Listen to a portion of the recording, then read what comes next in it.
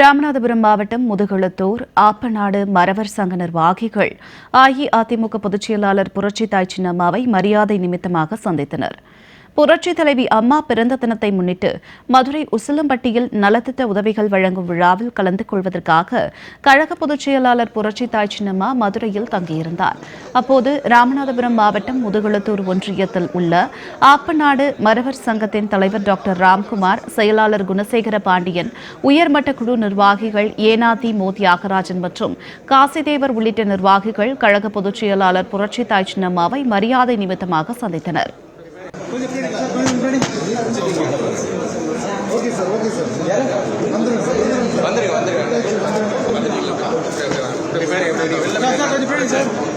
கொஞ்சம்